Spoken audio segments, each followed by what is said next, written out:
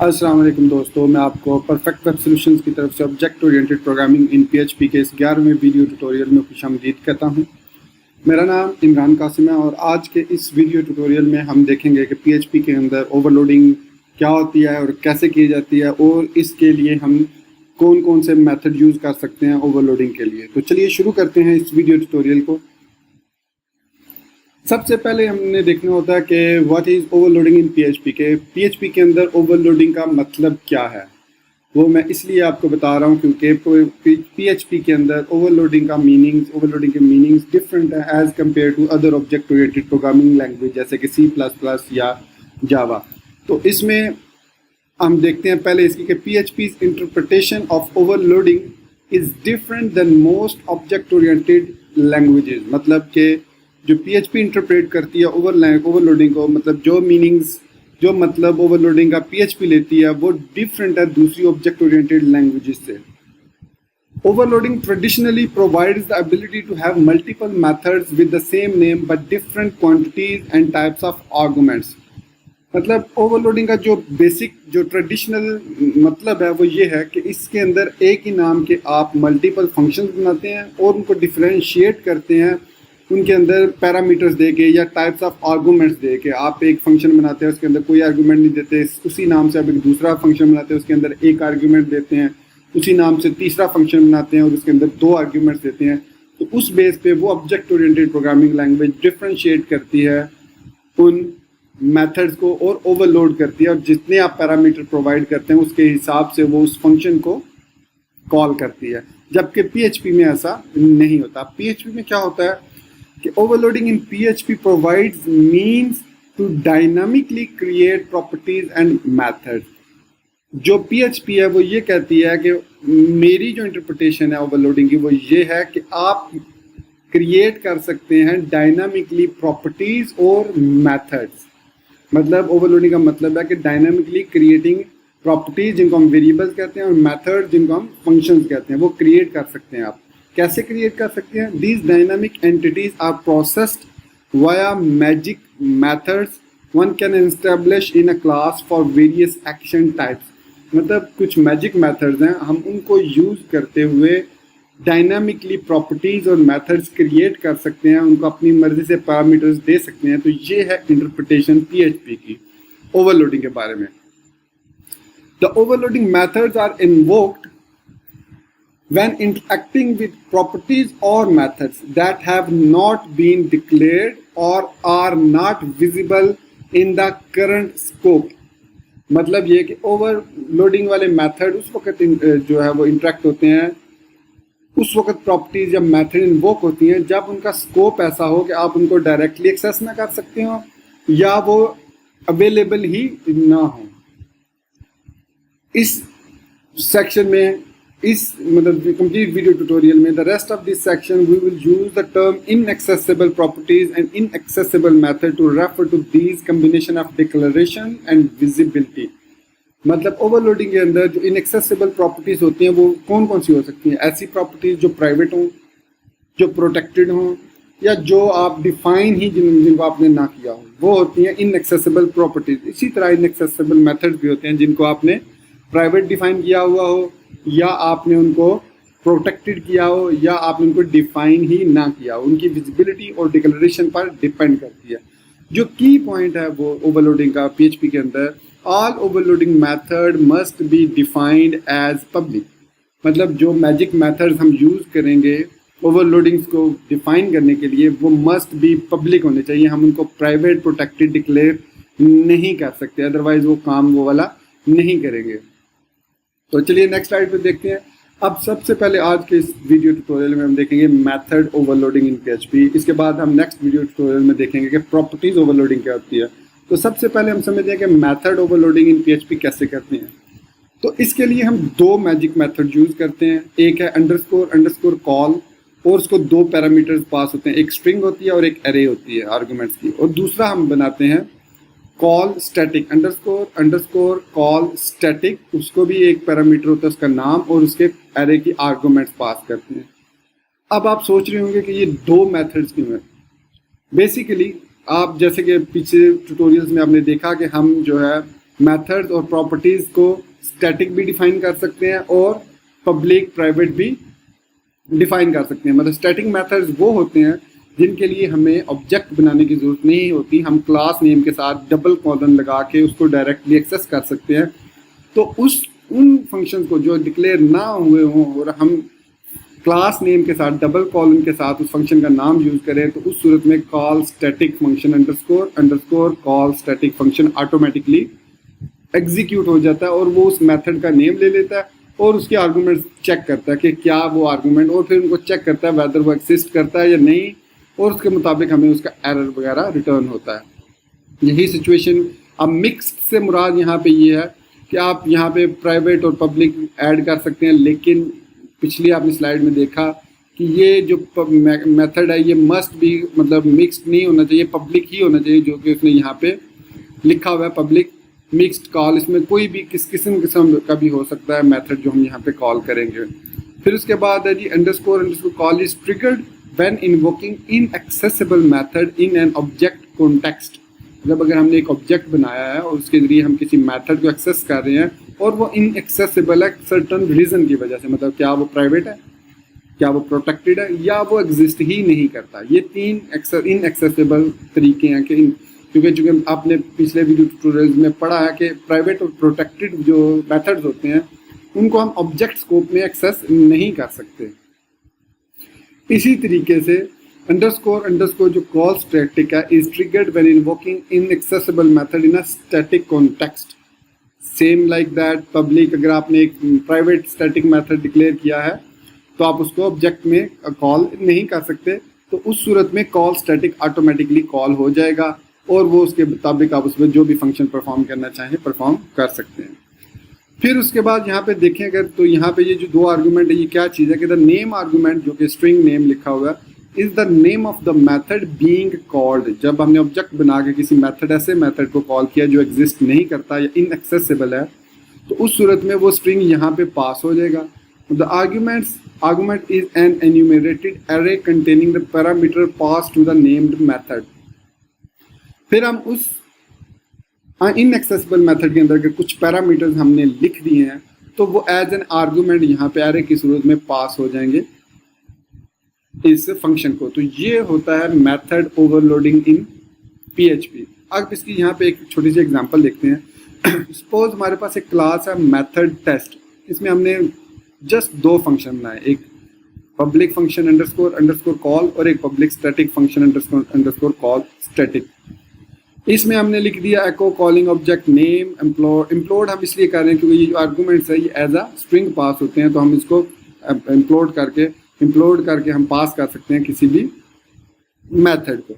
So public static function में भी same है। अब इसका जब हम यहाँ पे हमने ऑब्जेक्ट बनाया, object is equal to new method, और यहाँ पे आप देखें ऑब्जेक्ट रन टेस्ट, लेकिन यहाँ पे मेथड टेस्ट के अंदर कोई method public method run test के नाम से नहीं है, तो क्या होगा कि ऑटोमेटिकली ये वाला फंक्शन कॉल हो जाएगा अंडरस्कोर कॉल, ये मैजिक मेथड है, ये कॉल हो जाएगा। और यहाँ पे ये जो मैसेज लिखा हुआ है echo calling object method name implode arguments और ये इन ऑब्जेक्ट कॉन्टेक्स्ट का मैसेज यहाँ पे डिस्प्ले हो जाएगा। आप यहाँ पे कॉमा सेपरेटेड मल्टीपल आर्गुमेंट्स देंगे तो वो यहाँ पे डिस्प्ले हो जाएंगे। फिर दूसरी सूरत में उसने लिखा मेथड टेस्ट। जैसे कि मैंने बताया कि जब स्टैटिक फंक्शन को हम कॉल करते हैं तो हम डबल कॉलन यूज़ करते हैं और उसके साथ हमने रन टेस्ट को देखें, यहाँ पे भी हमने कॉल किया रन टेस्ट को, यहाँ पे भी, मतलब सेम फंक्शन को हमने ऑब्जेक्ट में और स्टैटिक कॉन्टेक्स्ट दोनों में कॉल किया। तो जब हमने इसको स्टैटिक में कॉल किया तो ये वाला फंक्शन जो public static function underscore call static है ये एग्जीक्यूट होगा और ये वाला मैसेज डिस्प्ले हो जाएगा कॉलिंग स्टैटिक मेथड नेम। तो चलिए इसका एक प्रैक्टिकल करके हम देखते हैं और फिर ताकि आपको उस तरीके से बेहतर समझ आएगी, और इसके 2-3 हम डिफरेंट मेथड्स भी देखेंगे कि कैसे आप ओवरराइड कर सकते हैं, ओवरलोड कर सकते हैं फंक्शंस को विदाउट इवन डिफाइनिंग देम। मेरे ख्याल में PHP की जो अप्रोच है इसमें ओवरलोडिंग में is far more better than those of other programming language, क्योंकि उसमें आपको क्या करना पड़ता है, आपको डिफाइन करने पड़ते हैं ओवरलोडिंग करने के लिए, आपको फंक्शन को मेथड को बार बार लिखना पड़ता है और उसके आर्गुमेंट, जबकि यहाँ पे ऐसा कुछ नहीं होता। तो यहाँ पे आप इसमें मैं आपको तरीका भी बताऊंगा जिसमें आप ये ऐसा कर सकते हैं, लेकिन यहाँ पे ऐसा कुछ नहीं होता। इसलिए मेरे ख्याल में, it is my own opinion, कि PHP का ओवरलोडिंग का जो तरीका है is better than any other object oriented programming language. लेकिन कुछ दोस्तों को इससे इत्फाक नहीं भी हो सकता, या इससे वो कह सकते हैं कि नहीं ऐसा नहीं है। It is your decision. तो चलिए इसका एक प्रैक्टिकल करके देखते हैं। यहाँ पे मैं अपना फेवरेट IDE जो मैं ऑब्जेक्ट ओरिएंटेड प्रोग्रामिंग के लिए यूज़ कर रहा हूँ, NetBeans IDE, उसको ओपन करूँगा।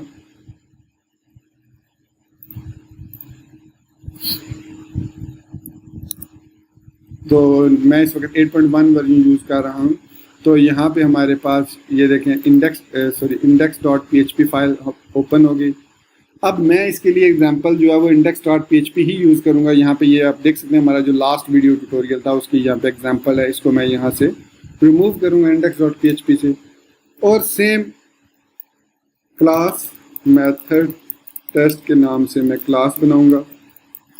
अब यहाँ पे पब्लिक फंक्शन __ कॉल, और यहाँ पे मैं मैसेज लिख दूंगा वही वाला कि echo calling object method $name, और यहाँ पे डॉट डाल के इम्प्लोड, और यहाँ पे किसके साथ इम्प्लोड करना है, कॉमा के साथ, और यहाँ पे हम आर्ग्यूमेंट्स पास कर देंगे। तो ये मैसेज डिस्प्ले हो जाएगा। अब इसी को मैं यहाँ से डुप्लीकेट कर लेता हूँ, मुझे दोबारा लिखने की जरूरत नहीं है। इसको मैं डुप्लीकेट कर लेता हूँ और यहाँ पे इसको कॉल कर लेता हूँ, public static function call static, बाकी इसका स्टैटिक, बाकी इसका सेम रहेगा, कॉलिंग स्टैटिक मेथड नेम। अब आप देखेंगे यहाँ पे कि यहाँ पे जब मैं इसका ऑब्जेक्ट बनाऊंगा obj = न्यू मेथड टेस्ट, और फिर मैं इसको कॉल करूँगा किसी भी XYZ मेथड को मैं कॉल करता हूँ। सपोज यहाँ पे मैं कॉल करता हूँ गेट, और वो यूज़ कर लेते हैं रन टेस्ट इन ऑब्जेक्ट कॉन्टेक्स्ट .br, यहाँ पे लगा देते हैं लाइन ब्रेक, और यहाँ पे लिख देते हैं obj नहीं लिखना हमने, अब method colon test colon run test in static context, और यहाँ पे सेमी कॉलन, और हम क्या करते हैं यहाँ पे br लगा देते हैं .br, और ताकि वो नेक्स्ट लाइन पे डिस्प्ले हो .br। तो ये हमने इसको लिख दिया। अब इसको अगर हम और क्लीन करना चाहें तो हम ऐसे भी लिख सकते हैं। इसको जो डॉट्स हैं उनको नीचे ले आएँ ताकि वो हमारा कोड जो है वो रीडेबल फॉर्म में रहे, और इसको जब आप फॉर्मेट करेंगे तो हमारा जो सेट है वो ये डॉट का मतलब है कि ये कॉन्कैटिनेटेड है प्रीवियसली स्टेटमेंट से। अब इसको हम रन करते हैं, और यहाँ पे आप देख सकते हैं कि calling object method run test जो हमने कॉल किया in object context, calling static method run test in static context. तो कहने का मकसद ये है कि इस तरीके से हम यहाँ पे कॉल कर सकते हैं उस मेथड को। अब इसका एक और तरीका भी है, यहाँ पे मैं ये स्टेटमेंट्स खत्म करता हूँ। अब मैं क्या करूँगा, जैसे कि आप जानते हैं कि आप प्राइवेट या प्रोटेक्टेड जो मेथड है उसको एक्सेस नहीं कर सकते ऑब्जेक्ट के थ्रू, तो यहाँ पे मैं एक प्राइवेट मेथड बना देता हूँ रन टेस्ट। अब यहाँ पे मैंने प्राइवेट फंक्शन लिखना था, प्राइवेट फंक्शन रन टेस्ट मैंने यहाँ पे एक बना दिया। अब ये हमारे पास जो फंक्शन है ये जो है एग्जीक्यूट होगा जब हम इस कॉल को ऑब्जेक्ट को कॉल करेंगे, और यहाँ पे एक और प्राइवेट फंक्शन बना देते हैं हम, private static function run static test, और हम यहाँ पे वही चीज़ लिख देते हैं echo calling dot underscore method as object context और इसी को यहाँ से कॉपी कर लेते हैं और इसको पेस्ट कर देते हैं यहाँ पे, calling method as static context. अब इनको कॉल कैसे करें? जैसे कि हमें पता है कि हम रन टेस्ट को अगर मैं यहाँ पे एक्सेस करना चाहूँ तो आप देखेंगे कि कोई एरर नहीं आया, लेकिन वो कॉल भी नहीं हुआ, ये मैसेज नहीं आया क्योंकि यहाँ पे वो हमने इसको कोई भी, मैं इसको फिलहाल कमेंट आउट कर देता हूँ जस्ट टू शो यू कि आप देख सकते हैं कि यहाँ पे रन टेस्ट, क्योंकि ऑब्जेक्ट रन टेस्ट ये हमारा फंक्शन डिज़ाइन ही नहीं हुआ, क्रिएट ही नहीं हुआ, इस वजह से हमारे पास यहाँ पे कोई डिस्प्ले नहीं हो रहा। अब मैं रन टेस्ट को जब कॉल करूँगा तो मैसेज कौन सा मेथड कॉल होगा? Underscore underscore call. तो इसका मतलब है यहाँ पे मैं एक चेक लगा देता हूँ कि इफ मेथड एग्जिस्ट एक फंक्शन है PHP का जो कि चेक करता है, और यहाँ पे मैं लिख देता हूँ दिस। अब ये दिस कॉन्टेक्स्ट का मतलब है कि करंट ऑब्जेक्ट और करंट क्लास, यहाँ पे मैं अंडरस्कोर क्लास भी लिख सकता हूँ, और मेथड नेम ऑफ कोर्स वो नेम होगा, और आर्गुमेंट अगर हम पास करना चाहें तो कर सकते हैं। अब इफ मेथड एग्जिस्ट, क्लास में वो मेथड एग्जिस्ट करता है जिस नाम से हम उसको कॉल कर रहे हैं, तो क्या करो दिस। अब यहाँ पे हम उस मेथड को नेम, मतलब उस नेम को यहाँ से कॉल कर लो इफ मेथड एग्जिस्ट। अब आप देखिएगा क्या होगा इससे। अब आप देख सकते हैं कि मेथड टेस्ट रन टेस्ट उसने कॉल किया इसको एज अ ऑब्जेक्ट कॉन्टेक्स्ट। ये देखें, calling method test run test as object context, तो उसने ये वाला फंक्शन कॉल कर लिया इस तरीके से। अब सपोज हम यहाँ पे कुछ पैरामीटर्स दे देते हैं। अब यहाँ पे आप देख सकते हैं कि ये पैरामीटर एक्सेप्ट नहीं कर रहा, हमारे पास जो रन टेस्ट है ये कोई पैरामीटर एक्सेप्ट नहीं कर रहा। तो इसके लिए हमारे पास एक PHP के अंदर एक फंक्शन मौजूद है जो कि खुद पैरामीटर एक्सेप्ट करता है। तो गेट यूजर इसका फंक्शन है, gate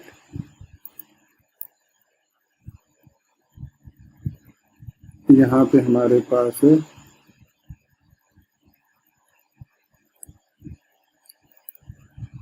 user,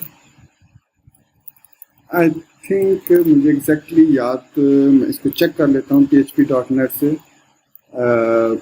count number of arguments in PHP, count dynamic, क्योंकि यहाँ पे हम डायनामिक को यूज़ कर रहे इसलिए हम, तो यहाँ पे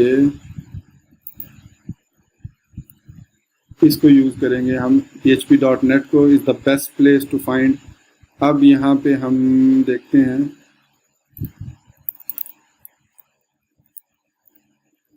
गेट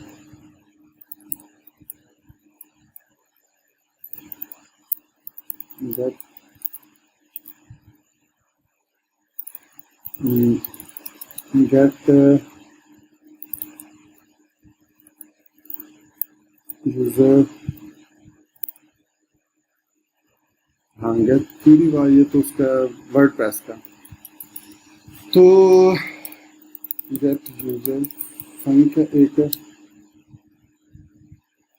कॉल यूजर फंक्शन है, इसी तरीके से ये है function get arguments, function get args,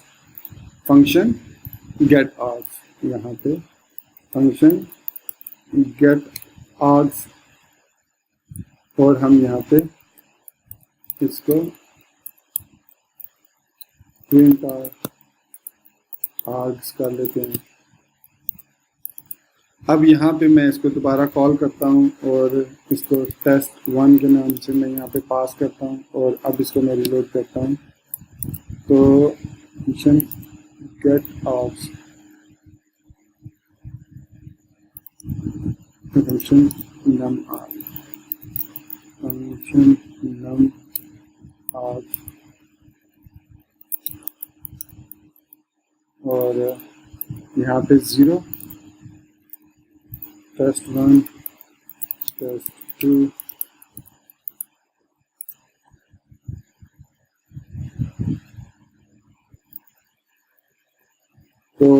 यहाँ पे हमारे पास आई थिंक गेट आर्ग्स, ये है आर्ग। फिर उसके बाद हम एक को कर सकते हैं आर्ग्स को, और यहाँ पे नम आर्ग्स,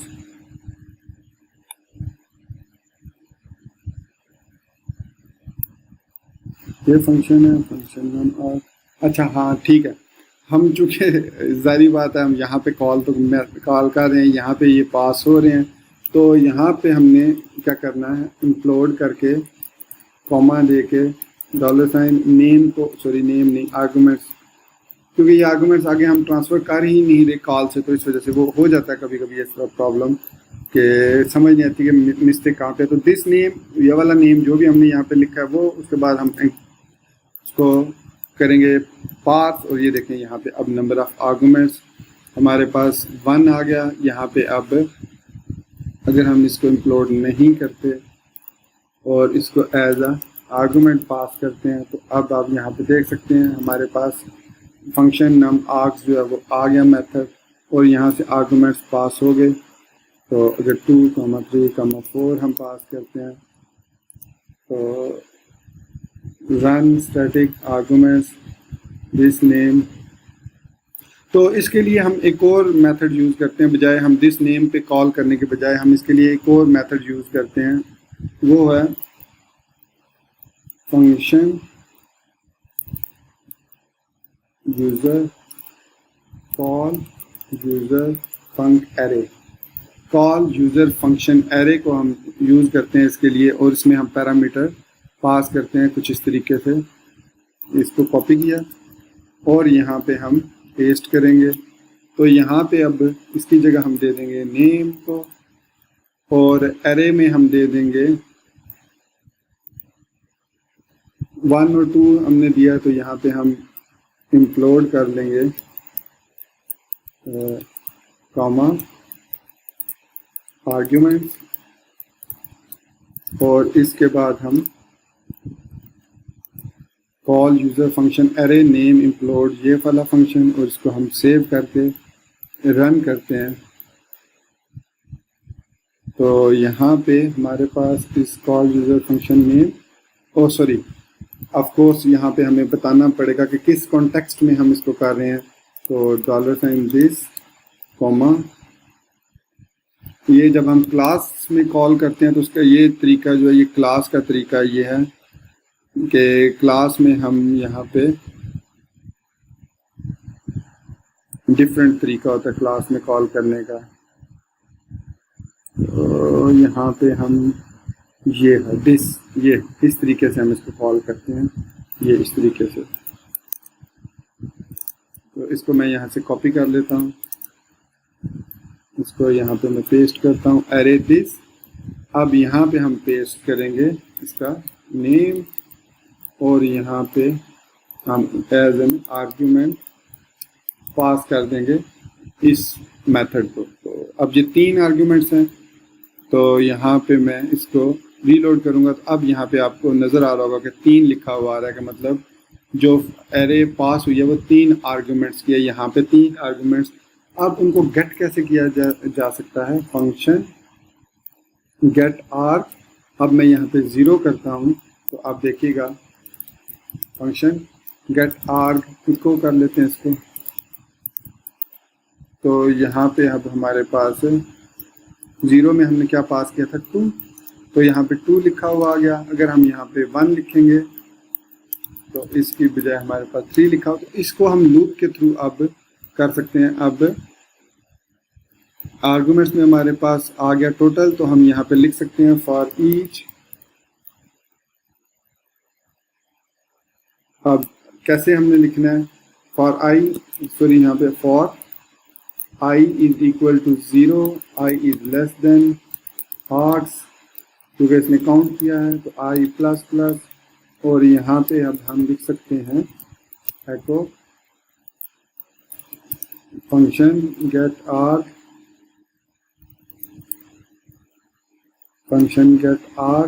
और यहाँ पे अब हम i लिख देते हैं और यहाँ पे br लगा देते हैं। तो इस तरीके से अब हम उन फंक्शंस को, पैरामीटर्स को, ये देखें 2, 3, 4 जो हमने पास किए थे यहाँ पे, अब अगर मैं यहाँ पे इसको पास करता हूँ हेलो बाय,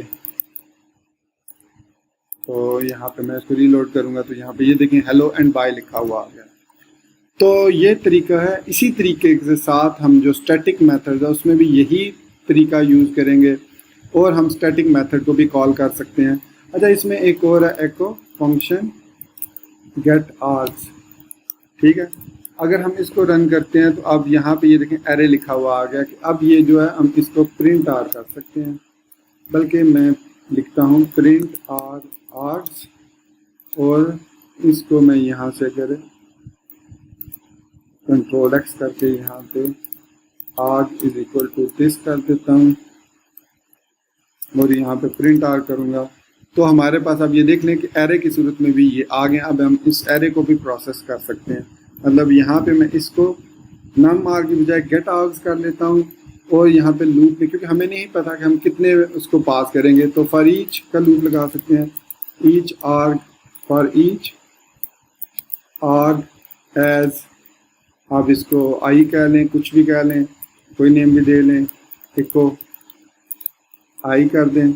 अब आप देखेंगे कि वही काम हमने फॉर ईच के ज़रिए आसानी से कर लिया हेलो बाय। अब यहाँ पे हमें काउंट भी लगाने की ज़रूरत नहीं, हमने आर्ग को ले लिया, गेट आर्ग जितने, फिर हम उनको जो भी प्रोसेस करना चाहें तो एक फंक्शन के अंदर। अब आप देख सकते हैं यहाँ पे हेलो बाय, हम गुड बाय भी कर सकते हैं और यहाँ पे आप देख सकते हैं कि हेलो गुड बाय भी लिखा, बाय गुड बाय भी। तो ये तरीका एक होता है कि हम कॉल करते हैं मेथड को। इसका एक और तरीका भी है जिसमें हम क्या करते हैं कि हम ना यहाँ पे 3 डिफरेंट नेम से फंक्शन बनाते हैं उनको। तो ये रन टेस्ट है, run test 1, run test 2, run test 3, फिर उनको उनकी मर्जी के हम फंक्शन मतलब वेरिएबल्स प्रोवाइड करके जो भी फंक्शन हम परफॉर्म करना चाहें वो कर सकते हैं। जैसे मैं अभी आपको दिखाता हूँ इसको करके, कॉल है ये, मैं इनको यहाँ से ख़त्म करता हूँ। ये function get args, function gate आर्ग का याद रखिएगा, ये आप इसको php.net से भी देख सकते हैं। यहाँ पे आपके पास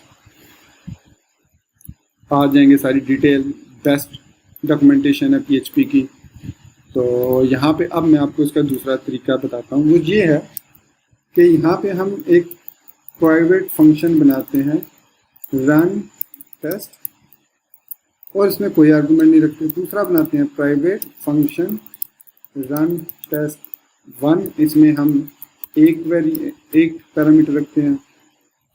फिर हम private function run test 2 name as इसको कॉल करते हैं। तो ये एक एग्जांपल है कि अब हम जब इन रन टेस्ट को कॉल करेंगे तो ये वाला कॉल होगा और रन टेस्ट 1 को जब कॉल करेंगे तो हम चाहते हैं कि जब हम इसको पैरामीटर दें तो ये इसको रन टेस्ट 0 कह देते हैं, सपोज रन टेस्ट 0 कह देते हैं। तो यहाँ पे अब हम रन टेस्ट को कॉल करेंगे जब, तो यहाँ पे अब हमें इफ मेथड नहीं लगाना पड़ेगा क्योंकि ये तो मेथड एग्जिस्ट ही नहीं करता। हम जिस मेथड को कॉल कर रहे हैं वो एग्जिस्ट नहीं करता, तो इसके लिए हम क्या यूज़ करेंगे, call user function array this. अब नेम के बाद हम इसको डॉट लगाएंगे, नेम के बाद यहाँ पे हम डॉट लगाएंगे कि वो बताएगा हमें कि काउंट कितने उसमें वेरिएबल्स हैं। जैसे हम यहाँ पे लिखते हैं count equals to count into arguments. तो अब हमारे पास 0 होगा, 1 होगा, 2 होगा, 3 होगा, तो उसके मुताबिक यहाँ पे डॉट हम काउंट लगा देते हैं, ठीक है। तो अब नेम में नेम आ गया तो उसके बाद इसको वो कॉल कर लेगा। अब यहाँ पे मैंने 3 पैरामीटर लिखे हैं तो 3 वाला तो यहाँ पे कोई नहीं है तो मैं इसको 2 कर लेता हूँ। तो रन टेस्ट को मैंने जब कॉल किया इसमें 2 पैरामीटर दिए, तो ये वाला फंक्शन कॉल होना चाहिए इको नेम डॉट पेज और इसमें एको नेम। तो अब मैं यहाँ पे इसको रीलोड करता हूँ तो आप यहाँ पे देख सकते हैं कि हेलो और बाय जो है वो कॉल हो गया ऑटोमेटिकली, हेलो और बाय ये वाला पैरामीटर कॉल हो गया। अब अगर मैं इसको एक पैरामीटर देता हूँ तो यहाँ पे सिंपल हेलो लिखा हुआ आया, echo test without any arguments.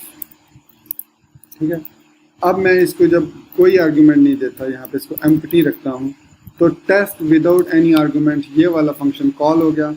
तो इस तरीके से हम, अच्छा अगर मैं यहाँ पे रन टेस्ट जी जी जी जी जी इस तरह करके लिखता हूँ तो इसका सबसे बड़ा नुकसान ये है कि ये हर सूरत में फिर इसको कॉल करेगा।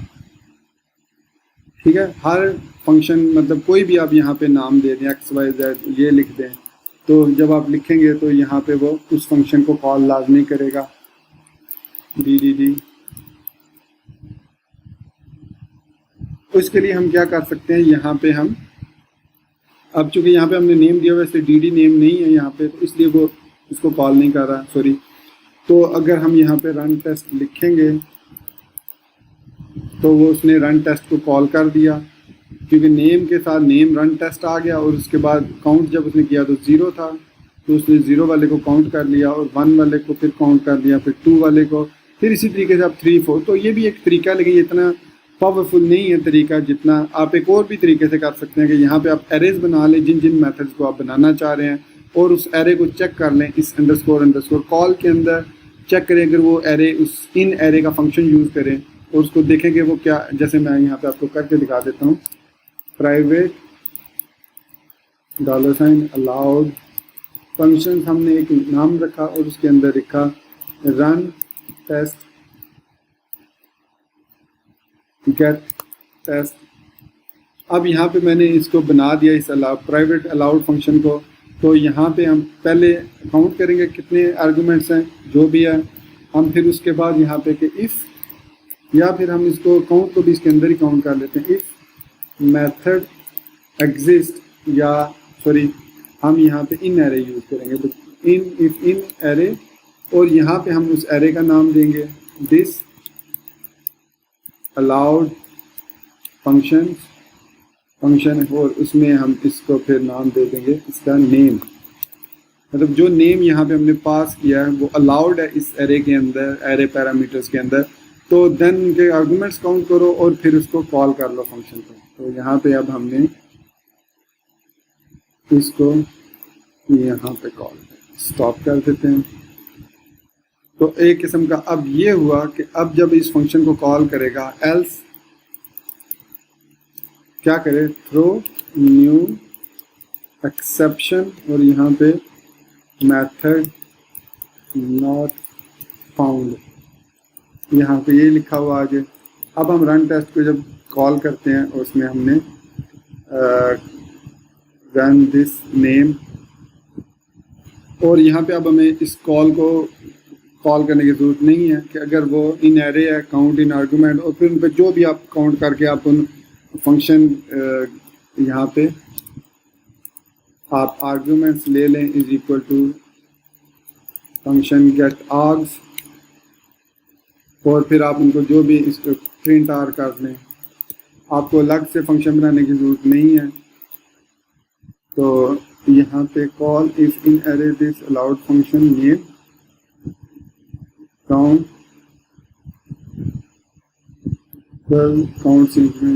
काउंट, तो काउंट की ज़रूरत नहीं है, हमें आर्ग्स की ज़रूरत है। तो अलाउड फंक्शन में if in array this allowed function, और यहाँ पे उसका नेम जो भी हमने नेम दिया रन टेस्ट, अब रन टेस्ट एग्जिस्ट करता है। तो यहाँ पे एक मिनट, हम यहाँ पे इसको नेम करके चेक करते हैं कि वो रन टेस्ट। तो अब यहाँ पे प्रिंट आर आर्गुमेंट्स, आर्गुमेंट और सॉरी आर्गुमेंट्स कोई भी नहीं है, इसलिए यहाँ पे तो कुछ भी डिस्प्ले नहीं कर रहा, हेलो बाय कर देते हैं। तो यहाँ पे अब इसको फंक्शन,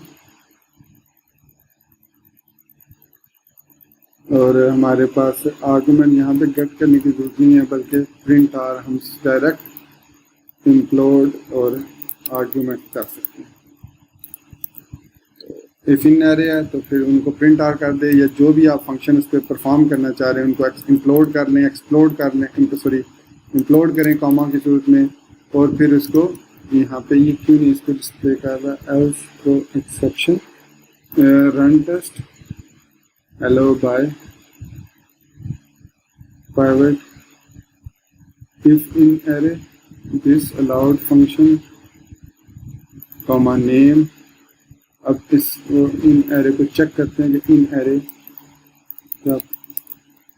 यहाँ पे हम इन एरे लिखेंगे, ये हमारे पास इन एरे आ गया। तो यहाँ पे सबसे पहले हम देते हैं, हाँ मतलब इन एरे में पहले वैल्यू देते हैं, मतलब इसको पहले देंगे, ये मिस्टेक हो जाती है नेम, फिर उसके बाद हम चेक करेंगे उसको फंक्शन के अंदर।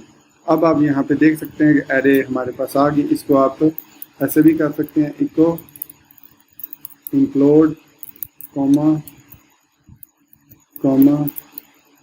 आर्ग्यूमेंट्स, जो भी आर्ग्यूमेंट्स पास हो रहे हैं आप उनको हेलो बाय, उन पे जो भी प्रोसेस करना चाहें आप, अगर किसी और फंक्शन को पास करना चाहते हैं तो वो भी आप कर सकते हैं। तो दोस्तों ये है तरीका कि कैसे हम डिफरेंट, अगर आप इसके और भी तरीके देखना चाहते हैं तो हम यहाँ पे ओवरलोडिंग अगर लिख के सर्च करें तो यहाँ पे, या फिर हम ओवरलोडिंग PHP में देखते हैं, ये ओवरलोडिंग, तो ये आपके पास इसका मैनुअल है सारा, ठीक है, जिसमें हमने अभी जो जिसको किया है वो ये है overloading methods via call and call static methods. उसमें यहाँ पे काफ़ी सारी आपको एग्जांपल्स भी मिलेंगी, आप उनको प्रैक्टिस करें, उनको लिखें अपने पास और चेक करें। और यहाँ पे थ्रो न्यू एक्सेप्शन का उस सूरत में आएगा जब हम ऐसा भी लिखेंगे, रन टीटी कोई मेथड है उसको कॉल करते हैं, तो यहाँ पे ये एक्चुअली थ्रो एक्सेप्शन होना चाहिए। If in array name echo include name throw new exception I think ऐसे एक्सेप्शन, इसको throw else echo method not found, तो मेथड नॉट ये आ रहा है एल्स पे, लेकिन आई एम नॉट श्योर कि वो इसको एक्सेप्शन को इसको डिस्प्ले करना चाहिए। यहाँ पे भी ये लिखा हुआ है throw new exception. Sometime I think exceptions are disable, may be मैंने अभी रिसेंटली PHP को अपडेट किया लेटेस्ट वर्जन पे, मैं आपको दिखा देता हूँ। मैं इस वक्त PHP के 7.1.6 वर्जन पे हूँ, तो मे बी इस वजह से वो प्रॉब्लम कर रहा हो कि यहाँ पे एक्सेप्शन इसका तरीका थोड़ा डिफरेंट होगा। एनीवेज, मतलब कहने का मकसद ये है कि थ्रो न्यू एक्सेप्शन की बजाय यहाँ पे आप एको कर सकते हैं मेथड नॉट फाउंड का, और आपने यहाँ पे रिटर्न फॉल्स कर सकते हैं,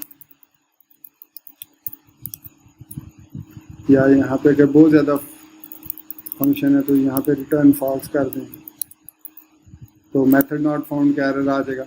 इसी तरीके से मैंने सिर्फ आपको पब्लिक कॉल का बताया, सेम यही तरीका है। आप इसको यहाँ से कॉपी करें, सारे को कॉपी करें, ठीक है, कॉपी किया और यहाँ पे सिंपली आपने पेस्ट कर दिया, कोई इसमें फ़र्क नहीं है, ठीक है।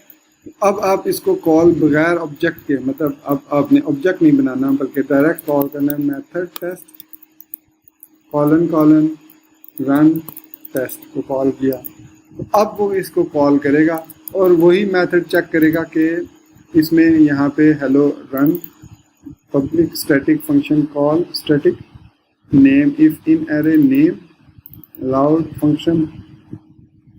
अब यहाँ पे आई थिंक हमारे पास दिस, क्योंकि स्टैटिक पब्लिक फंक्शन हमारे पास स्टैटिक है तो हम उसमें दिस आर्गुमेंट यूज़ नहीं कर सकते, हमें यहाँ पे यूज़ करना पड़ता है। कौन सा मेथड यूज़ करना पड़ता है, या तो हमें यहाँ पे एक प्राइवेट स्टैटिक, ये सेम इसी नाम से हमें private static allowed static function, तो हम यहाँ पे यूज़ करेंगे method test colon $, allowed static, अब वो उनको कंपेयर करेगा इन दो के साथ। एक्चुअली मसला ये है कि जब आप स्टैटिक फंक्शन कॉल बनाते हैं तो उसके अंदर आप दिस ऑपरेटर नहीं यूज़ कर सकते। दिस ऑपरेटर जो कि ऑब्जेक्ट के लिए नोटेशन है, ना कि स्टैटिक मेथड के लिए, इसलिए यहाँ पे तो हम कॉल कर सकते हैं दिस को, लेकिन यहाँ पे हम कॉल करेंगे इस अलाउड फंक्शन को। ठीक है, तो इस तरीके से हम ओवरलोडिंग करते हैं PHP के अंदर मेथड्स को। इसके बाद हम नेक्स्ट वीडियो ट्यूटोरियल में देखेंगे कि प्रॉपर्टीज़ को कैसे ओवरलोड किया जाता है यूजिंग मैजिक मेथड। अगर आप फॉर द टाइम बीइंग उस वक्त तक कुछ एक्सपेरिमेंट करना चाह रहे हैं इसको, तो इसके लिए मैं यहाँ पे बताता चलूँ कि इसके लिए हम ये 4 तरीके यूज़ करते हैं: सेट, गेट, इज सेट और unset. Underscore set is run when writing data to inaccessible properties. मैं इसके डिफाइन कर चुका हूँ इनएक्सेसिबल मेथड या इनएक्सेसिबल प्रॉपर्टीज क्या होते हैं। और गेट उस वक्त होता है is utilised for reading data from inaccessible properties. Is set is triggered by calling is set और एम्प्टी ऑन इनएक्सेसिबल प्रॉपर्टीज। मतलब आपने एक वेरिएबल पास किया लेकिन वो इज सेट नहीं है, तो उसको वो चेक करता है। फिर उसके बाद unset is invoked when unset is used on inaccessible. जब आप किसी ऐसे वेरिएबल को अनसेट करते हैं जो एक्सिस्ट नहीं करता, तो उस सूरत में अंडरस्कोर अनसेट कॉल होता है। और अगर आप किसी ऐसे फंक्शन प्रॉपर्टी, यहाँ पे बात हो रही है प्रॉपर्टीज की, वेरिएबल्स की, ये जो 4 मेथड्स हैं, मैजिक मेथड्स हैं, ये भी 4, ये 2 जो हमने कॉल और कॉल स्टैटिक वाले देखे 6, और 2 हमने शुरू में पढ़े थे अंडरस्कोर कंस्ट्रक्ट और अंडरस्कोर डिस्ट्रक्ट। तो टोटल हमने अब तक समझ लें कि 4 ये, 2 वो, 2 4 और 4 8 हमने मैजिक मेथड पढ़ लिए हैं। और इसमें आप इसकी प्रैक्टिस करें और नेक्स्ट वीडियो ट्यूटोरियल में मैं इसके आपको प्रैक्टिकली करके भी दिखाऊंगा विद डेफिनेशन, विद एक्सप्लेनेशन। सो दोस्तों, यहाँ पे मैं अपना वीडियो ट्यूटोरियल ख़त्म करता हूँ और आई एम श्योर आपको ये बीट ट्यूटोरियल मेरे दूसरे ट्यूटोरियल की तरह पसंद आया होगा। तो मुझे इजाज़त दीजिएगा, और अगर आपको मेरी ये वीडियो पसंद आई है तो इसको लाइक, शेयर और सब्सक्राइब मेरे चैनल को करना मत भूलिएगा अगर आपने ऑलरेडी सब्सक्राइब नहीं किया हुआ। और सब्सक्राइब करने के बाद जो बेल आइकन है उसको ज़रूर प्रेस कीजिएगा, ताकि जैसे ही मैं नेक्स्ट वीडियो अपलोड करूँ आपको उसकी नोटिफिकेशन मिल जाए। So thank you very much for watching this video tutorial till end take care, अल्लाह हाफिज़ एंड बाय।